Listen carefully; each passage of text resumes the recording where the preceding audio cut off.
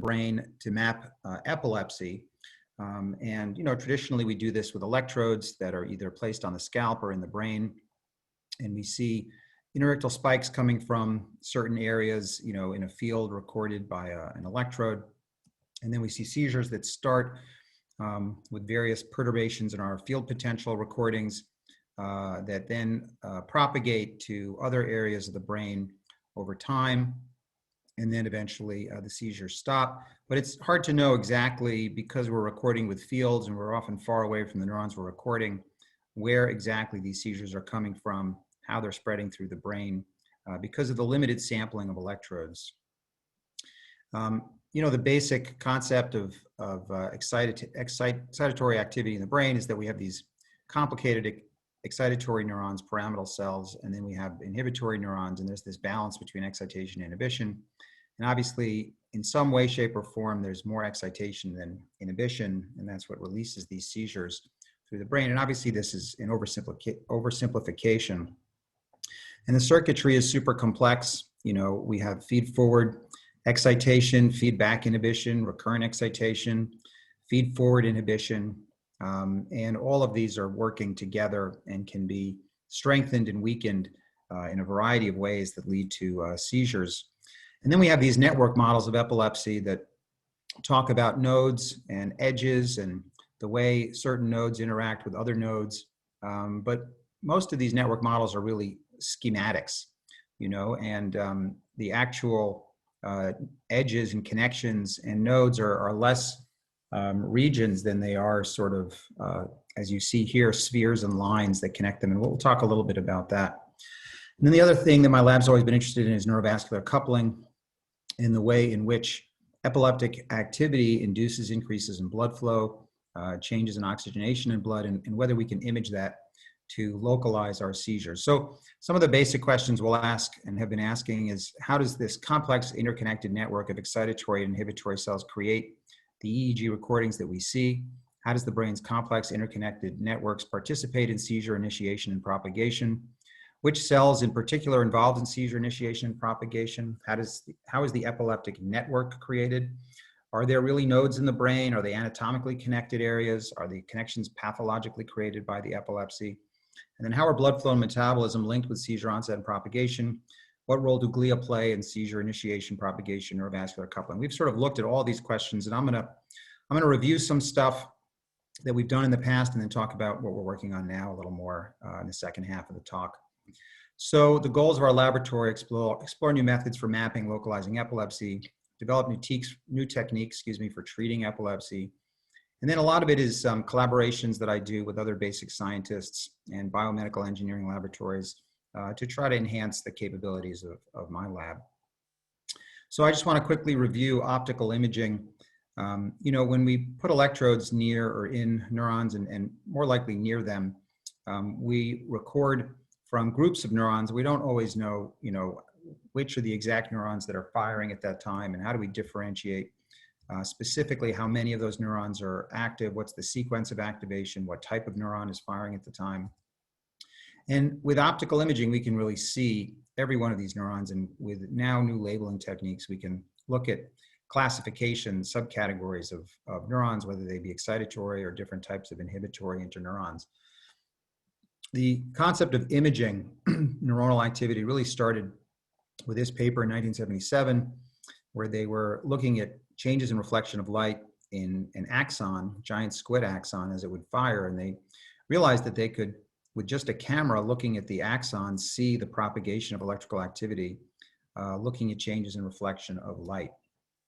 And then further work with voltage sensitive dyes, and then with what's called intrinsic signal, and I'll talk a little bit about what that is, showed that we could actually look at in vivo brain and look at changes in reflection of light and also changes in oxy-deoxyhemoglobin, cerebral blood volume, and really map out things like ocular dominance columns and orientation columns in the brain. And I did my postdoc with this guy, Tobias Bonhoeffer, who worked with Imre Grunwald, who really were some of the pioneers of finding the pinwheel organization of visual cortex. And then I did a fellowship with George Ogerman, who's a neurosurgeon. And at the time, Mike Haglund was working with him, and I saw that they could look at changes of reflection of light just by stimulating the brain. and see where the increased blood flow and neuronal activity were related to that. And I thought, wow, this would be amazing if we could map epilepsy using optical imaging. So that's how I got started in this as a resident over 20 years ago. One of the models we use most commonly of epilepsy is 4-aminopyridine. It's a potassium channel blocker, and if you inject it into the brain, you get recurrent seizures that really look quite remarkably similar to human epilepsy, and I'll show you a lot of those potentials. And when I worked as a postdoc during my neurosurgery residency, or just after, I did this work, and we used bicuculin to elicit interictal spikes. You'll see that on the left, and we could map out, just looking at changes in reflection of light, exactly where the interictal spike focus was. And then I'll show you a movie of a seizure with 4-aminopyridine on the surface of a ferret brain. And there you can see the seizure initiating and propagating through the brain.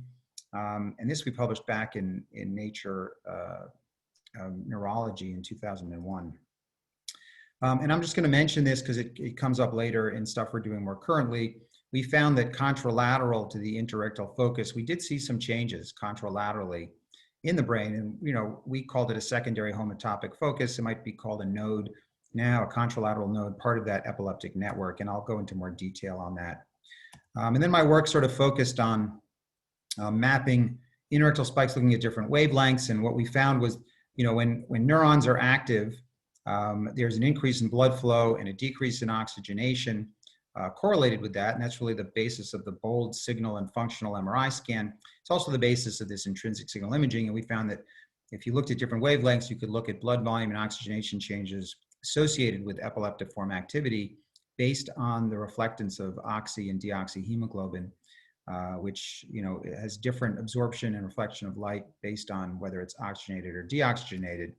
And we could map out epileptiform events. And then we actually had the opportunity to do this in humans, since I do surgery as well. And we had a patient with a cavernous malformation in face motor cortex who was having frequent seizures. Every 5 minutes, her face would twitch, and they thought it was hemifacial spasm, and then realized there was a cav mal in the brain. So we knew that this was going to happen every 5 minutes. So we did optical imaging, looking at changes in reflection of light on the surface of this patient's brain awake. So there's no anesthesia on board. And the patient had a seizure right there, and we were able to image the gyrus where it was coming from. You can see very focal change. That's about a 4x4 centimeter window on the brain, or maybe 3x3 centimeters. And you can see right over the cavernous malformation, she has a seizure, and there's an increase in blood flow right in that gyrus. So this could be, in theory, a very powerful way of localizing seizures in the human brain if we had optical grids. And that's something that we've been working on and off over the years. But our lab went on and started to map seizures in the brain and look at oxygenation and deoxygenation during those seizures, and examine how focal those changes were and as seizures started and propagated through the brain. And we found that there were dips in oxygenation when the seizure started because the metabolism of the seizure would overwhelm the cerebral blood volume and vasodilation capabilities of the brain. And then we also looked in humans and stimulated the brain, and we could image after discharges. You can stimulate the brain, as you know, and if you stimulate it at a high enough amplitude, you'll cause a small seizure called an after discharge. And we could look very carefully at these hemoglobin and oxygenation changes with reflection of light, just to really confirm the fact that this really could be done in humans over time. And in the lab, we would start to develop and use new techniques. So Hung Tao Ma, one of the guys I hired as a postdoc and then kept him on, he's been in my lab for a long time. He was an expert in voltage-sensitive dyes. And what I'm going to show you on the right is an interictal spike image with voltage-sensitive dyes. And what I want you to appreciate is that we can map, and this is in vivo under anesthesia in a rat, map where the interictal spike is, and then you'll see as the excitatory activity wanes, there's delayed inhibition, and we can actually image the inhibitory surround in real time in a rat brain. And so just take a look at this. There's the excitatory activity, and then 160 milliseconds later, you get this ring of inhibition. You can see that ring of inhibition. So that was exciting because this is something that had been postulated for years based on multiple electrode penetrations in the brain, and here we're able to see it in real time in vivo. And then we also measured oxygenation changes during interictal spikes with focal measurements of oxygenation, just confirming that there really is this dip in oxygenation initially. And you can see on the right side here where it says, I don't know if you can see my cursor, oxygenation change. There's a dip that occurs right after that interictal spike because the cerebral blood volume is just a little bit delayed. And when the metabolism goes up in the brain, you get a brief period of hypoxia associated with that. And then we collaborated with a guy named Chris Schaefer up at Ithaca, who is a 2-photon expert. And we measured the diameter of the arterioles in the epileptic focus and the surround to look at what the blood vessels were doing. And I'm going to show you a movie of this, but basically what we found is that, not surprisingly, in the focus, you inject formiminoperidine here, and you see that the veins will dilate. And you can see the vasodilation on the right. But what was really interesting was if you look 2-3 millimeters away from the seizure focus, you see vasoconstriction. And that vasoconstriction occurs a few seconds prior to seizure onset. What we found was that about 5 seconds before the seizure would start, areas in the periphery would vasodilate a few seconds before the seizure would start. I'm going to show you a video of that. So this is ictal vasodilation. So we're in the focus, we're 2-photon imaging of an arteriole, and the animal's about to have a seizure. You can see the cursor moving. The seizure starts now, and you can see that obvious vasodilation is occurring in the ictal focus. And then on my next slide, I'm going to show you an arteriole about 2-3 millimeters away, and the seizure hasn't started yet. And right about now, it starts to constrict, and then it starts to dilate eventually as the seizure propagates to distant areas. So here we confirm pre-ictal vasoconstriction that happens about 5 seconds before the seizure starts. And that really was fascinating. And in the human, I had forgotten to mention this, in the human, we found that there was vasodilation in the human in vivo without anesthesia about 20 seconds before the seizure started. So it gave us some information and thought and excitement that maybe some of these vascular changes can be used for seizure prediction. They actually occur before the seizure starts. And then we went on and started to look at voltage-sensitive dye imaging of seizures, not just interictal spikes, which I showed you before. We found that when you do voltage-sensitive dye imaging of a seizure, you get a very complicated picture of spiraling waves that go through the brain. And in this particular experiment I'm going to show you, we did simultaneous voltage-sensitive dye imaging and blood volume imaging. So you have the voltage-sensitive dyes on the left, the blood volume is on the right. First, there's a spike that starts the seizure, and you'll see a large signal on the left. And then you'll see the vascular change start on the right. But then you see how complicated the neuronal activity is. And again, this is subthreshold activity, not just spiking cells. I'll get to that. But you can see these complicated waves that propagate throughout the brain in the area of the ictal onset. And then you see how slowly the cerebrovascular changes occur on the right side, which is why the cerebral blood volume and oxygenation is a surrogate of electrical activity. And it can be useful to map the area, but it really doesn't give you the complexity of what's going on in the neurons on such a high temporal and spatial scale. So you can see the complexity on the left of the seizure. And really sort of the slow average, it's almost like a gross averaging of the signal is what the vascular signal shows you on the right. And we took some time and wrote this textbook on neurovascular coupling just because we had done so much work in the area, which was fun. But what our lab started to move on to was something a little more exciting. And this was the paper that I had read that got me very excited, where which was calcium imaging, the ability to image a single neuron in the brain and look at the changes in neuronal activity here using calcium influx. And in this paper, Clay Reed at Harvard had shown that you could actually map the ocular dominance preferences, the orientation preferences of individual neurons in the brain and visual cortex.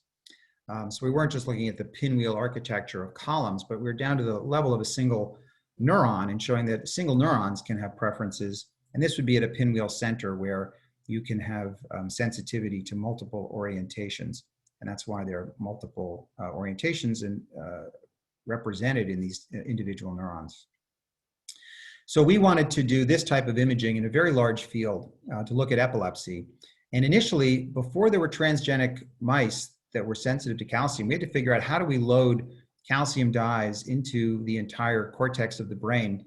And I borrowed an idea from neurosurgery, which was convection enhanced delivery, which was used to try to treat glioblastoma by pushing chemotherapy in the extracellular space and trying to push it through the whole brain, and using that pressure differential to get it in the whole brain. We thought maybe we can do that with calcium dyes, where we just basically inject and push the calcium dye into the brain and just keep pushing it through for a period of 20, 30 minutes and try to get the whole brain. And it actually worked pretty well. And what you see with calcium imaging is different types of signals. So there's fast calcium signals that you see in neurons, and then there's very slow signals that you see in the astrocytes. And then you also see background activity in the neuropil.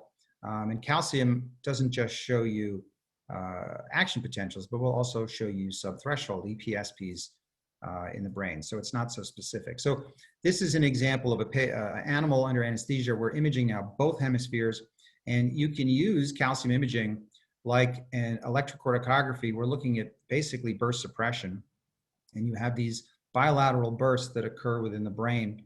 And it just shows you how exquisitely you can map in real time these bursts and where exactly they're occurring. You see a lot of symmetry between the two hemispheres. And then you can create a seizure focus using 4-aminopyridine. And again, this is under anesthesia initially, and I'll talk to you about unanesthetized work. But here you see there's this event that occurs on the right, and then there's an event that an interictal spike that actually occurs contralaterally, right? So that creates the concept, maybe we're looking at a node contralaterally, another spike that starts contralaterally, but then the seizure starts ipsilaterally on this side. So this created the idea for us that, maybe we can use this bulk imaging to image network activity and the interplay between different parts of the brain. And obviously that's something that we've evolved to do in a little more, with more sophistication now, but this is back now 5 or 6 years ago. And then we looked at this question of, well, can we use this calcium imaging to image glia as well as neurons? And so we could separate out the activity, and you'll see on the bottom left here, the calcium activity of the neurons, which is very fast activity, versus the glial activity, which is very slow activity in the upper right-hand corner. And the glial activity is basically a wave that spreads slowly over the brain. We basically filtered out the calcium signal. Let me just show that again, since I was describing it as I was going. So what you're going to see is neuronal activity here filtered for high frequency activity, glial activity for low frequency activity, and then we're also measuring cerebral blood volume here. And so what you see is that the, not surprisingly, neuronal activity, very fast, waves going across the brain, glial activity slow, cerebral blood volume activity also slow. That there are 3 different compartments here. This upper left is just the global calcium signal before it's filtered. And you see how uncoupled a lot of this activity is. And so we looked at that in a little more detail. And here I'm going to show you glial activity versus cerebral blood volume, measuring those two simultaneously, showing you that the cerebral blood volume is actually pretty well localized where the seizure is, but the glial activity is a wave that spreads through the entire cortex. So even cerebral blood volume and glial activity are very uncoupled in space and in time, even though they're both slower than what's going on in the neuronal activity. And this just shows you a summary of that. The onset of the neuronal activity, very fast. Cerebral blood volume is the next activity that occurs. The glial activity occurs even later than that. And they're uncoupled in time as well. This just shows you, this is what we call a linear region of interest. There's a seizure occurring, and then we take this linear bar that you see here and flip it 90 degrees so you can see it running over here. And it just shows you in space how the cerebral blood volume correlates pretty well with the neuronal activity, but the glial activity does not. It really spreads throughout the whole brain. It doesn't correlate in space, and it's very short. It only occurs for a brief period of time. And that we show that here in our correlations, and you see the glial activity in this bar graph is much shorter than neuronal activity. Cerebral blood volume actually lasts a lot longer in time than the neuronal activity, but it's better localized in space. And this also shows you, again, the spreading of the activity over time, that the area of CBV in neuronal is about the same. The glial activity spreads much farther. You can see in the bar graph. And I'll show you one last, also we looked at it with 2-photon imaging at single cells. And this just confirming that if you look at single unit activity of the neurons, single cell activity, they occur very quickly. The glia are much delayed and much longer in duration of their activity. We also were able to pharmacologically block the glial activity and ask the question of how critical is glial activity to the seizure. And if you give fluoracetate, and here we're blocking the activity, ROD2 is sensitive to glia, so we've got no glial activity, blocked it completely with fluoracetate. The seizure still occurs, and cerebral blood volume still occurs. So this is a map of neuronal activity and CBV under fluoracetate conditions. So it blocks glial activity, but there's no change in neuronal activity or hemodynamic response. TTX blocks neuronal activity, and you get no seizures, and you get no glial activity, and no hemodynamic response. Carbonoxolone, which only blocks gap junctions, would block the glial waves, but didn't change neuronal activity at all, didn't change the hemodynamics. So the takeaway message here is that, some people have said glia are really important in initiating seizures, that we basically could block glial activity and the seizure still occurred, the CBV response still occurred, so the glia didn't seem to be so critical, even for neurovascular coupling. And the spatial activity of the glial activity was really uncoupled in space and time. So kind of they're doing their own thing in a way, even though they're kicked off by the seizure. When they get kicked off, they kind of just do their own thing. Then we started a collaboration with Kathy Siobhan, and you guys, many of you probably know her. She's very talented, brilliant, sweet woman who works up at Columbia and does Utah array recordings in humans. And I always loved the work she did about the inhibitory veto and things like that. So we said, well, hey, can we use your Utah array, which is these 96 electrodes placed extracellularly, and look at our 4-aminopyridine rat model? Because we don't know what's going on with single cells. We don't know where they're firing action potentials and where we're looking at suprathreshold versus subthreshold activity. So we started working with her and her postdoc at the time, Jun Yu, who's now an attending in anesthesiology at Cornell. But we started doing these Utah array recordings. So what you're going to see is Utah array recording in the rat, and we administer 4-aminopyridine, you get the seizures. And so here is a upper left, you're seeing local field potential from different electrodes showing you where the seizure is occurring. And you see how focal it is, right? So in the blue, which is here in the array, you see the seizure, you see it in the orange, but then it really starts to flatten out about 2-3 millimeters away, which is what we saw actually optically as well. But what also was great is we could do single unit recording, and you can see how focal the unit activity is with these ictal events. And remember, these ictal events, when you looked at the subthreshold activity or feed-forward excitation, that was more extensive, right? That was 5 millimeters or so. But you see that the action potentials are very, very small in terms of the area where they're firing. And that's shown right here in this, this array where the color is spikes per second. So the white is the highest spikes per second. And this is the calcium imaging showing you a similar concept of where the ictal activity is. It's only very localized, but here you see how beautiful the calcium imaging is to show you in space what we're seeing with the Utah array. And we were also able to record feed-forward inhibition because you would get reversals in that local field potential that were delayed a little bit. If you look at this purple and green bar, you see this delayed inhibitory surround that occurs when these 4-aminopyridine seizures start. And here's just an example of the Utah array where we're looking at line length of the local field potential, showing you increases in blue where the seizure is occurring. And you see the local field potential is a little bit larger than the action potential area. And then around here is the inhibition in orange, showing you that occurs a little bit later in time and also farther away in space.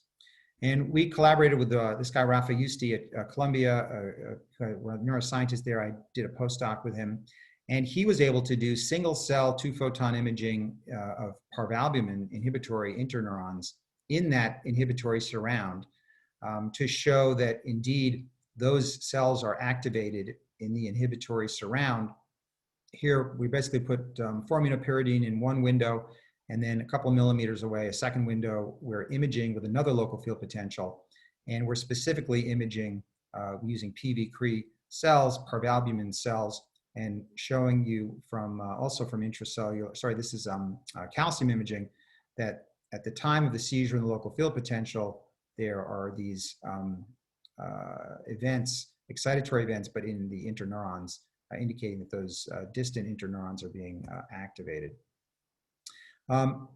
We also were able to put bicuculin over the whole surface of the brain. Not surprisingly, the seizure spread much farther, indicating that there is this underlying feed-forward excitation that's more widespread. And if you get rid of all the inhibition in the brain, then the seizure spreads much more rapidly and much more distally. And then also we found that there were some interesting interictal events that would occur, and those would start in different areas and propagate towards the focus. And we could record that with the local field potential. And so it raises the question of, this network, that maybe there are these additional secondary foci that occur that interact with the original focus. And maybe, this is revealing something about these nodes in the brain that we hear so much about, but we really don't see. And when we do calcium imaging, we see the same thing, that we could create a second focus in the brain with bicuculin, put 4-aminopyridine in one area, and show that we could actually create two different foci. We could create a model of two different nodes and look at their interactions, and then look at it not only electrophysiologically, that they were firing not in sync, but asynchronously, and then look at correlation coefficient pixel by pixel to show that in the seizure focus and in this distant disinhibited second area, you could create artificially a different node and look at the interactions between the two events. And then we also could look at across the corpus callosum and put bicuculin in the area of the mirror focus and create a completely independent focus over there and look at the interaction between those. And what we found was that second focus actually remained independent. It did not fire in sync. And a lot of the cross-callosal fibers are inhibitory, and we were surprised. We actually thought that they would start to link up, but they don't. But this is a very artificial way to create a second node. And what I want to show you is a more, eventually I'll get to, a natural way to create a network and a natural way to create a node. But when we did it artificially by just putting bicuculin in different areas to try to create nodes, they really didn't link up with the seizure focus. I just want to briefly talk about this work. We started to look at these interictal events that would occur in our model, but these animals were all under anesthesia. And although the ictal events were very focal, these interictal events that we recorded were global. They would spread throughout the entire brain. You can see that with the imaging. And what we realized was that they were starting, these interictal events were starting in areas outside the focus. They actually never occurred in the focus itself. And if you look at different areas where these occurred, and this is the area of the focus, this is contralateral in the area of the focus, and this is ipsilateral distant, contralateral distant from the focus. They would basically start everywhere else except in the focus. And if you looked at single unit activity, we found the same thing, that these interictal events recorded under anesthesia during seizures occurred away from the focus. The interictal events did not occur in the focus. And we had seen that with the calcium imaging that I showed you earlier, and that these interictal events would actually travel towards the focus, which was kind of interesting. They were traveling waves that would start away from the focus and move towards the focus. And this is just an example of a burst that would start contralateral, interictal spikes. So here we are, just so you understand, we're putting 4-aminopyridine in one part of the brain, and we're recording interictal events that are occurring elsewhere in the brain. They're not occurring in the seizure focus. They're occurring everywhere else except the seizure focus. And we'd always thought and heard that these interictal spikes can be falsely localizing. And certainly these interictal spikes were incredibly falsely localizing because they were occurring everywhere else but the brain. And we then decided that maybe the thalamus is what was initiating them, and maybe they were more related to burst suppression than interictal spikes. And we recorded from the thalamus, and sure enough, these events were starting in the thalamus and then spreading up. And that's why they would pop up in all different types of areas. And when we put DTX in the thalamus, we just basically eliminated all of these interictal events and burst suppression events. And we sort of started to think that maybe anesthesia is really impacting our models much more than we thought. And so what I want to focus on now is really what we're doing now. I've got 20 minutes left. The next steps for us was we started doing these same experiments in awake unanesthetized animals. We realized we had to reduce the impact of anesthesia because it impacts neurovascular coupling. It clearly impacts, thalamocortical, the strength of the thalamocortical connections. We also started using transgenic mice that label pyramidal cells. We could label PV interneurons explicitly, and we could also label glutamate, and we could do some glutamate imaging, and Mingri Zhao has been instrumental in doing that. So this just shows you some of our awake animals.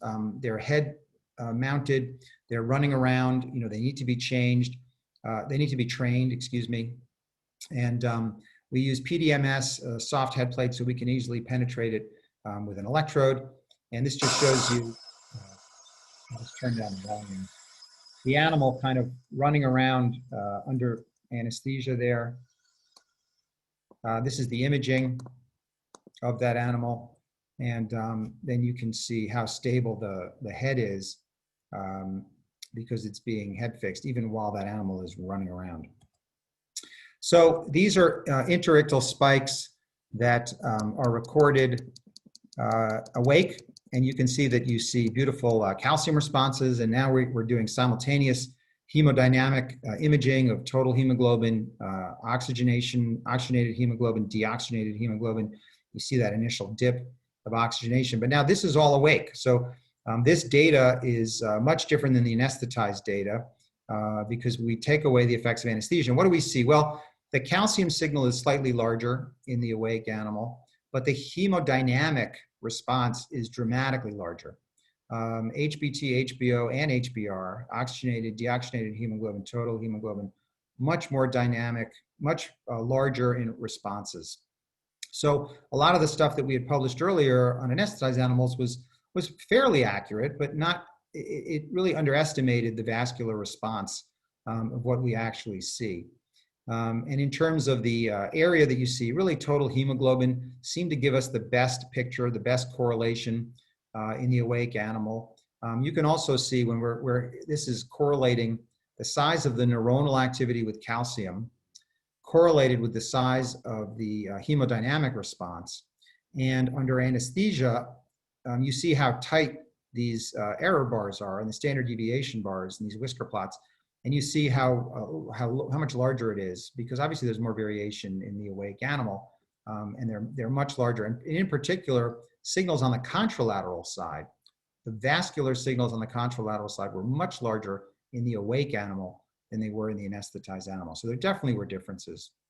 What about seizures? So we started recording seizures in awake behaving animals. What you're going to see here is a seizure with calcium imaging and then vascular imaging, all simultaneously done in awake behaving animals. And you'll see the calcium event there, and you see the hemodynamic response to that calcium event, and then you see the seizure starting to build up, and you see the corresponding large vascular response. You see how much more focal HBT is, how well that corresponds with the calcium event. Also that dip in oxygenation that you see in the HBR. And here you see the seizure is spreading contralaterally, but it interestingly spreads down, and then it sort of spread sequentially as opposed to jumping to a contralateral node, which was kind of an interesting finding. But I'll talk more about that. And the seizures start in a variety of different ways. This is awake on the left, anesthetized on the right. Sometimes the seizures start with a large spike, a population spike. Sometimes it's low voltage fast activity, as you see on the bottom here in awake and anesthetized. And we could measure the calcium change and the spatial dynamics of these different onsets. The spatial distribution of awake versus anesthesia. You can see that really, again, the hemodynamic response in the awake animal was larger, and that's really clear here. If you look at the amplitude bars on the right, for the awake animal, it's out of 80% for calcium versus 40% for anesthesia. We have up to 3% total hemoglobin change in the awake, where here it's only 1%. And the same thing is true of oxy-deoxy changes. You know, in every state, the amplitude or the x-axis of these measurements is much larger. And you can also see that because there's a lower total cerebral blood volume response under anesthesia, you get more hypoxia. So you get more of that increase in HBR. So that initial dip is even worse. It's because of the decrease in vascular activity under anesthesia. So some of that data under anesthesia overemphasized the hypoxia. So that was kind of interesting to find out. And then bilateral propagation, we found much more commonly in the awake animal than in the anesthetized animal. And you can see here a couple examples where the seizures are propagating to the contralateral hemisphere, and they do it much more readily. And that's shown with calcium, which is the top bar, versus the hemodynamic signals, which are the bottom bars. And this is just a correlation of the maximal area under this is awake animals, showing you again that the HBT, the total hemoglobin or the cerebral blood volume response, is really a better measure of the neuronal activity than the oxy-deoxy signals. So I'm going to move on now. I have just 15 minutes left. I'm going to talk about what we're working on now, which is this question of nodes and networks, and using the imaging to look at the epileptic network. And this is a concept that was most widely propagated by this paper in 2002 by Susan Spencer, where she talked about neural networks in human epilepsy. We can't just talk about the focus. We have to talk about how the focus affects the whole brain. And these are just, I gave you a random figure from a paper that looked at nodes and networks, and you can find dozens of these, and most of them are just schematics. Like, these are sort of random dots, and they talk about the connections between these different dots, but there really are no models showing where these nodes are. And so we started to think about the fact, and this was really brought to me by Jun Yu. I give him a lot of credit in my lab. So there's something called the Allen Mouse Brain Connectivity Atlas. And they injected different parts of the brain and then mapped out where the connections were. Where did the axons connect to? And if you inject, in this example, in a S1 area of barrel cortex, you see there's direct projections contralaterally, but there's also this direct connection to M2, which is motor cortex or secondary motor cortex, and then also a direct connection to the thalamus. So we hypothesized that if we were to move our seizure focus or our interictal focus and put it in one of these areas, could we find nodes in other places, and how active would those nodes be? One thing I want you to notice is here, there's a little bit of a connection here, almost like it went contralateral and then it went forward. Contralateral M2, there's this vague thing here. I didn't really notice it before, but you'll see it'll come up. So we would inject our bicuculin or 4AP, or now we're using iron as well, in ipsilateral S1, and then we would specifically do wide field imaging and say, what's happening to the connected nodes? And are they nodes? And do we see activity in these areas that have monosynaptic connections and maybe disynaptic connections, which would be contralateral M2, right? Because this is a monosynaptic connection here from here to here. This is a monosynaptic, but this has got to be disynaptic because there's no connection between ipsilateral S1 and contralateral M2. So we put an interictal focus there, and I'm just going to show you quickly, check that out, right? So in the bottom right, we do a correlation coefficient, and in fact, if you look at the pixels that are correlating with the ictal focus, the interictal focus, it's exactly in the nodes where you would think they are. And you also see sort of this blue or potentially inhibition in the other areas. So this was very exciting because we thought, wow, amazing. We now can see 4 nodes at the same time, the focus and 3 other nodes, and see how they're working simultaneously. So I'm going to show you a video of this node recruitment. So there's a spike, and you see how it recruited those other nodes, and then there's this interesting delayed activity that occurs in other areas, you know, more maybe tertiary, quaternary nodes and things like that. I'm going to show it to you one more time, actually. So this shows you slowed down, right? So you see how we've got an interictal, this is bicuculin spikes. Each one of these spikes activates a different number of nodes. So in the top, you got only 3 nodes. You don't always get all the nodes. Sometimes you get 3, sometimes you get 4, sometimes you only get 2. Ipsilateral M2 seems to be the most highly localized. And then we could look with glutamate mapping, and this is looking at excitatory projections.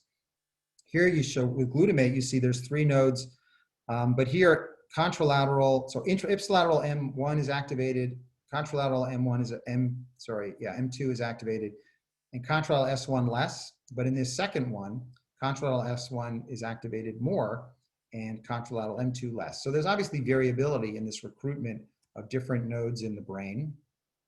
And then we could do parvalbumin cell imaging. So here we're only imaging an interneuron, these parvalbumin interneurons, and say, all right, what are they doing during these interictal spikes? And again, we found these nodes were specifically activated by the interneurons. Now this is new data. This is like literally just like weeks to months old. So we're still analyzing it, but it's really fascinating. And I can show you some videos of that. These are a little bit delayed, but hopefully we'll start. Let's see if I can get it to start. I was having a little trouble with these before. And it seemed to work if I waited long enough. But if not, I can skip it. But it basically shows you PV cell. Oh, here we go. I saw a change. Well, the second one's working. But you see, yeah, all 4 nodes are being activated. And those are 2 different events, 2 different interictal spikes with 4 different nodes activated.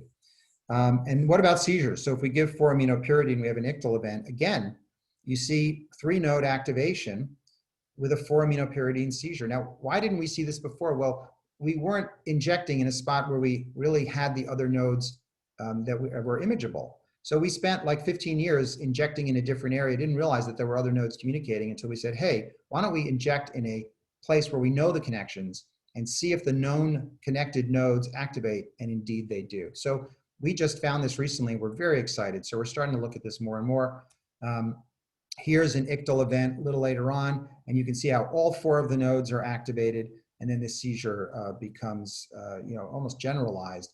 But you see how it derives from the recruitment of 4 connected nodes. And 2 of these nodes are monosynaptic, but that 3rd node, contralateral M2, is not monosynaptic. Right? There's no direct connection between the focus and that node. It's got to be disynaptic. So I'm going to show you a video of that. So this is a seizure, right? It's starting in the focus, and then you'll see it starts to recruit ipsilateral M2, and then it's recruiting contralateral sites as well.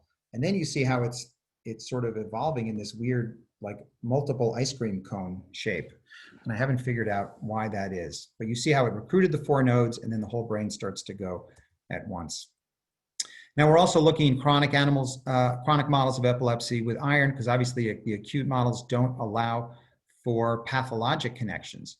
So if you inject iron in the brain, and this just shows you seizures over time using cobalt versus iron, showing you that at about 5 weeks, you start to get spontaneous ictal events. So we're going to start looking at that. Here's some preliminary data with glutamate imaging. And you can see how the seizure, the iron injection, the seizure starting here, but you see that there is this sense of 4 different nodes. This is just a blood vessel, but you can see how it's spreading forward towards that other node. And contralaterally, you see kind of the same thing.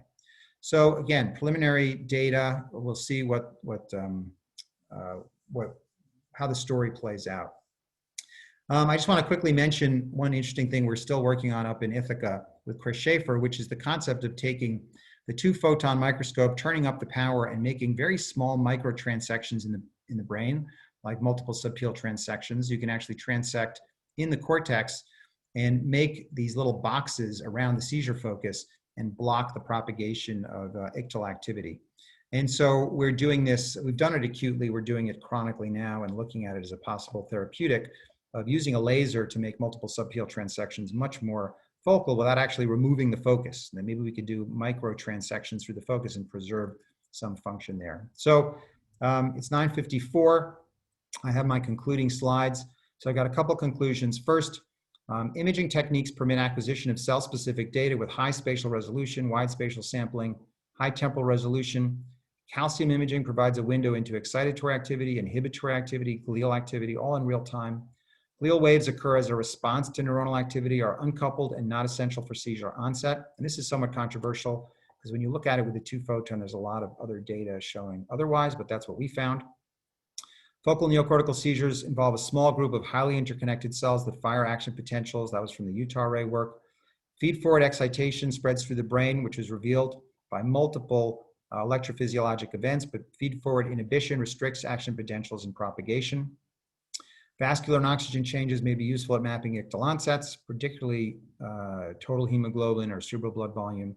And some of these vascular changes may occur prior to ictal onset and useful at predicting seizures to elicit abortive therapy. Anesthesia clearly blunts the hemodynamic responses, especially contralateral. Epileptic events recruit anatomically connected nodes, those are normal anatomic connections. And then micrometer diameter optical transections, just I mentioned at the end. And those are just through layer 2, 3. I forgot to mention that. We're only transecting the supragranular layers. May be useful in limiting seizure spread without interrupting cortical function. So where are we going? We want to understand the interplay between the excitatory and inhibitory activity in the recruitment of these nodes now that we can image both types of activity. We want to use our Utah array to see if the activity in the nodes is subthreshold or suprathreshold. Are those other nodes firing action potentials or not? Determine if there are pathologically connected nodes that come up in chronic foci. If we use iron and wait a month or two and get spontaneous seizures, what happens there? And then we're thinking about knocking out the nodes or activating nodes using DREADS or optogenetically to see how perturbations in these nodes impact the epileptic network. And then we'll continue up in Ithaca looking at these transections and see how they impact the onset and propagation of chronic foci and see what's the minimal amount of transections we can do to interrupt epilepsy and try to preserve function. We also have a whole other collaboration in zebrafish that I didn't even talk about because I don't have enough time. And we're doing single cell imaging of excitatory and inhibitory activity in zebrafish models of epilepsy. And that's a really fun side project. I'm working with Emre Akse up at Cornell. So that is the end of my talk. And we have 3 minutes for questions. Thank you. Thank you, Dr. Schwartz. So these are all the people I work with, by the way. I just want to thank all the postdocs who come through my lab, research assistants, collaborators. Thank you.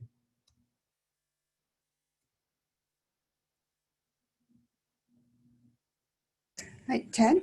Yeah. Hi, it's Lenko Valsanis. Hello. How are you? Nice to see you. Thank you for a wonderful talk. I really enjoyed it, seeing how your work has come along. And it's really, I have a couple questions. With your foci, I don't see any evidence of hippocampal activity, and that's such an important part of seizure generation and certainly with kindling. And I was wondering what your thoughts are about we see connections to the thalamus and your activation nodes are in the cortex, but I was wondering what your thoughts are about the role of, what you're seeing in the relation to the hippocampus and possibly what might happen with your chronic models where you might get some kindling. Yeah. So, because we're imaging the surface of the brain, we can't see the hippocampus. So we're not looking at hippocampal models.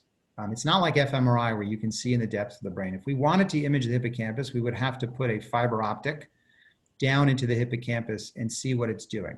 And at some point, we will probably do that. And that's one of the reasons we chose to look at neocortical epilepsy, because the technique we're using lends itself to neocortical epilepsy. And so we've really focused on that primarily and have stayed away from hippocampal epilepsy. But all of the questions that we're asking can be asked in hippocampal epilepsy. And you could put fiber optics in multiple areas throughout the brain and record in these calcium mice and look at what the nodes are doing, connected nodes are doing, and that would be fascinating. But the issue, of course, with fiber optics is sampling, right? You're only sampling the area at the tip of the fiber optic.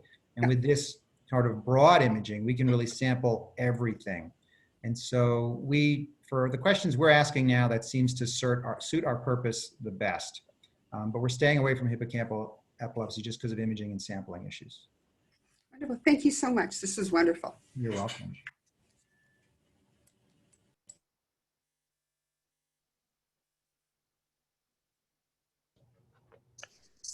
Dr. Schwartz, I had a question. Yeah.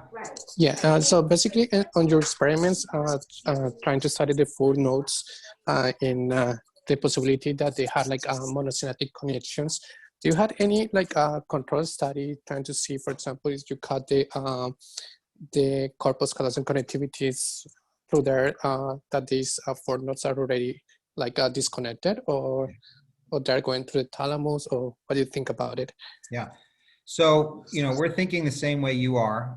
And we found a breed of mice that has agenesis of the corpus callosum. And we want to do these experiments in animals with agenesis of the corpus callosum. And we could also inject like TTX in the corpus callosum, something like that. But there's no question we want to start to interrupt some of these connections. Right now, we're in the stage where we're trying to understand just the baseline data.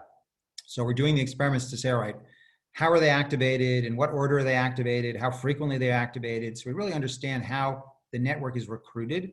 And then the next step is, all right, let's block this part, let's block this part, let's block the excitatory, let's block the inhibitory, let's block this synaptic connection. All of that definitely is coming, but we're still figuring out and describing how these nodes are recruited. Because as far as I know, this is the first time anyone has ever shown a model of network node recruitment in epilepsy. So we're kind of excited about that and just want to understand it. I see there is one question from Dr. Weiss, one of our epilepsy attending.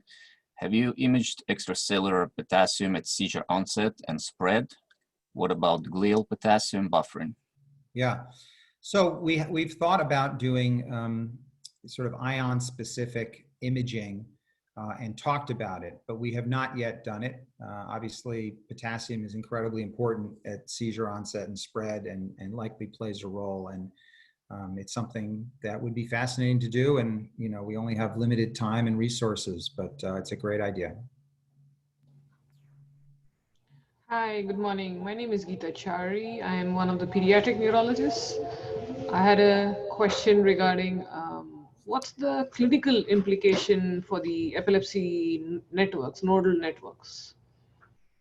The idea of networks raises the possibility that, now that we do stereo EEG with our ROSA robot, and now that we have LIT and laser interstitial thermal therapy, that if you can map out the entire seizure network in a human and not just know, all right, well, this is their focus, but here's a secondary, here's a tertiary focus, here's a quaternary focus that's related.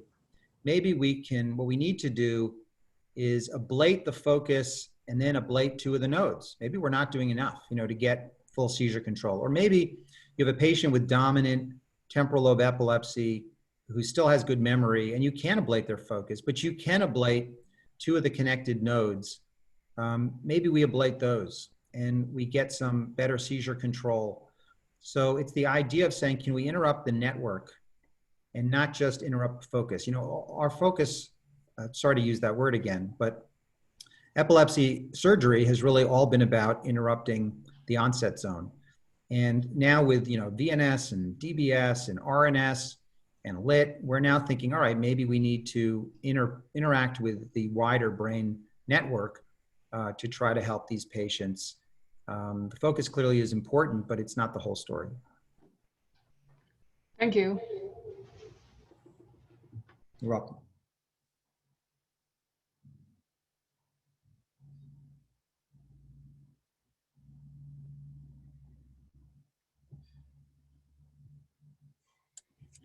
All right. That's 10:04. You stayed 4 minutes late for me, so I appreciate it. Thank you. Have a great day. Thank you for taking the time. Have a great weekend. You too. Bye-bye.